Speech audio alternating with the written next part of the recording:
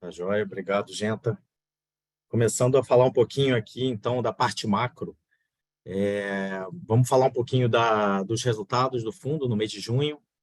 O fundo, o XP Macros, teve resultado positivo agora no mês de junho. Ele subiu 1,55% no mês e no ano, né, no semestre, fechou com uma rentabilidade aí de 3,80% acumulada. O fundo XP Macro Plus subiu 2,09% no mês e acumula, até o momento, uma alta aí de 2,01% no ano. Tá? Em relação aos retornos do mês de junho, lá fora a gente teve pequenos ganhos no mercado de juros, posições táticas, compensados por pequenas perdas também, numa pequena posição que a gente ainda tinha de bolsa americana. No Brasil, a gente teve ganhos mais relevantes na bolsa brasileira, com as posições compradas, e pequenas perdas aí, um pouquinho no mercado de câmbio, um pouquinho no mercado de juros. Em América Latina, foi um semestre bem legal para a gente. A gente teve ganhos aí em posições com viés aplicado no Chile, uma posição de steepening, e pequenos ganhos aí ainda comprados no peso mexicano contra o câmbio. Tá? Então, vamos começar a falar um pouquinho dos mercados lá fora. Em geral, eu queria fazer uma retrospectiva muito breve, que não foi um semestre fácil para as posições lá fora, porque as narrativas mudaram aí mais de 4 vezes. Tá? Se a gente começar em janeiro, começamos com uma narrativa de soft landing na economia americana, o Fed poderia pausar ali perto de 5% de juros.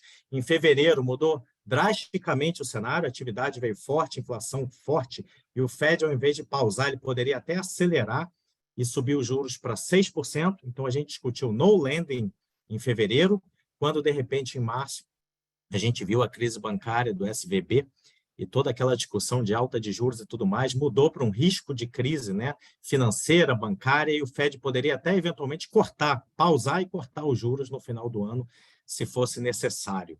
Então foram 3 mudanças muito bruscas.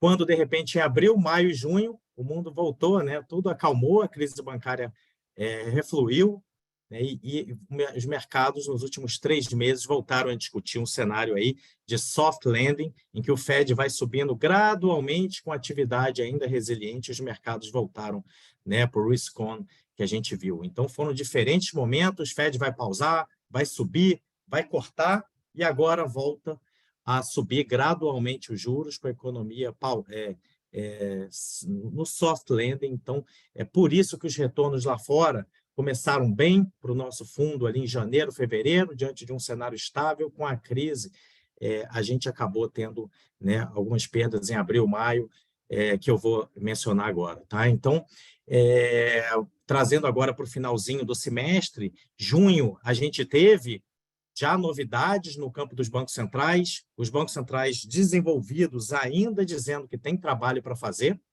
enquanto nos países emergentes, os bancos centrais sinalizando, né, uma potencial queda.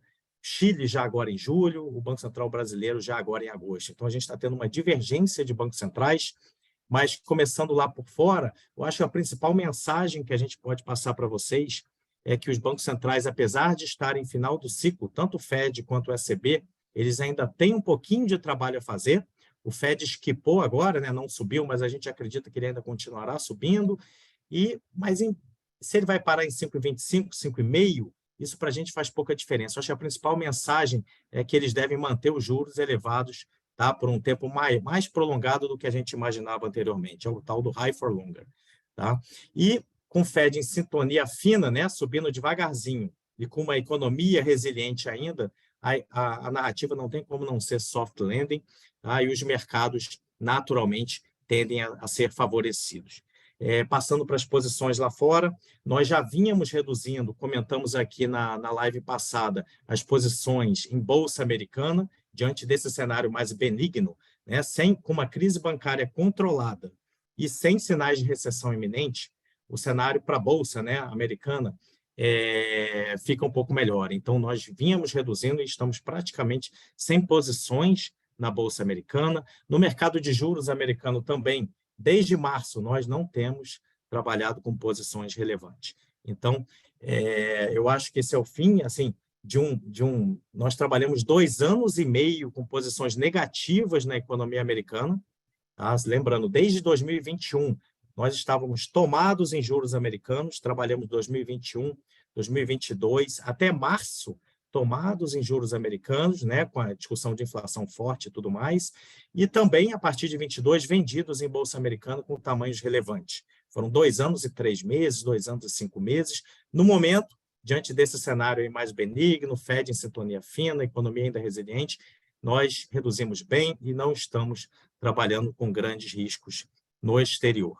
Tá? Então, essa é uma mensagem, nós estamos shiftando e agora vem a outra notícia, com uma notícia otimista para o Brasil. Nós estamos shiftando as posições em termos de risco.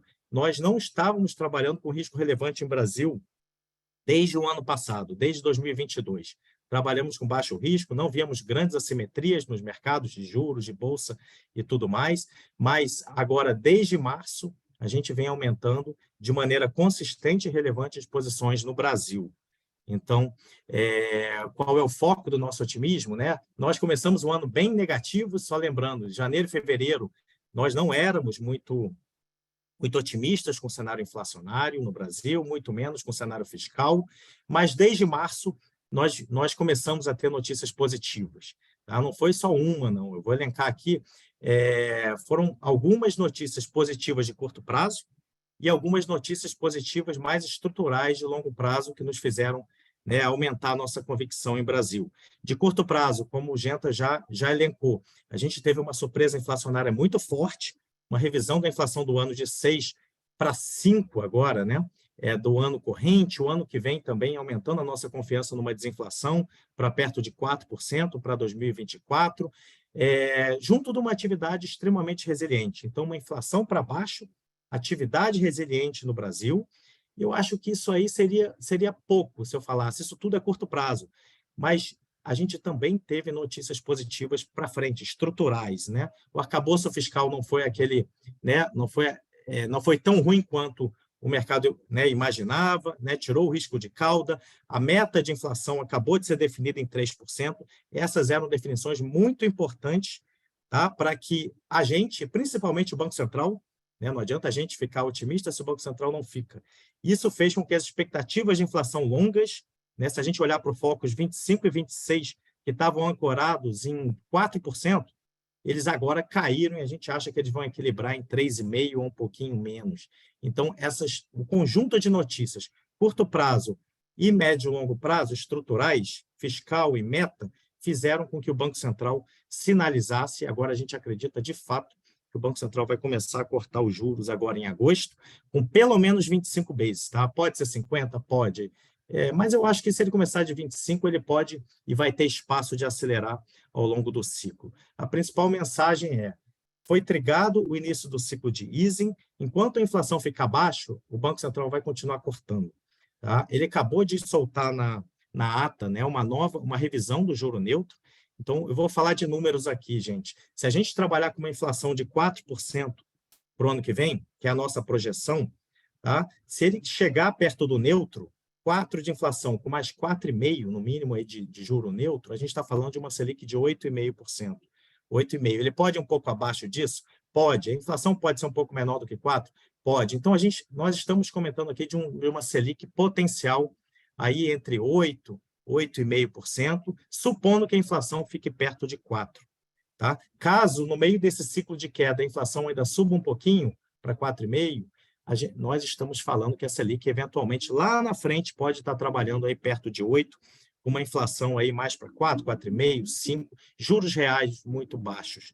Então, poderemos sim ter juros reais de curto prazo, assim, com um horizonte de 1, 2, 3 anos, juros reais baixos. Estamos falando de juros reais que podemos trabalhar aí, né?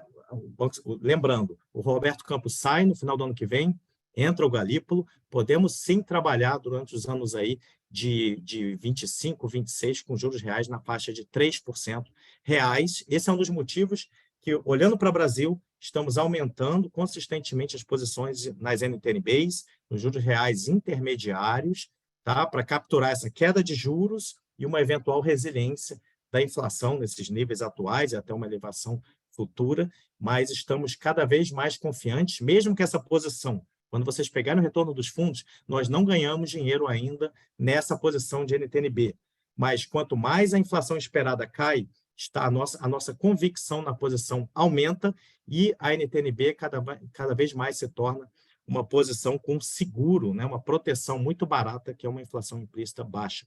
Então, a gente acredita que se o mercado continuar positivo, a NTNB vai finalmente começar a cair junto com juros nominais, tá? E no caso de uma reversão do cenário, a gente está mais protegido, vai perder, mas perde pouco.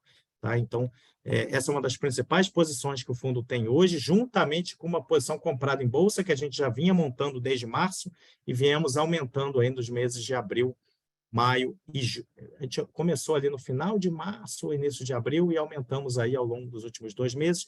Então, a bolsa, né, com o início do ciclo de queda de juros, atividade resiliente e uma posição pouco, né, posicionada dos agentes, nos dão uma certa confiança. O Marcos Peixoto, né, Peixoto, você vai falar adiante, eu acho que você é mais, né, apropriado para falar do que a gente, mas do ponto de vista macro, nós estamos bem confiantes com a bolsa e estamos mantendo uma posição na carteira.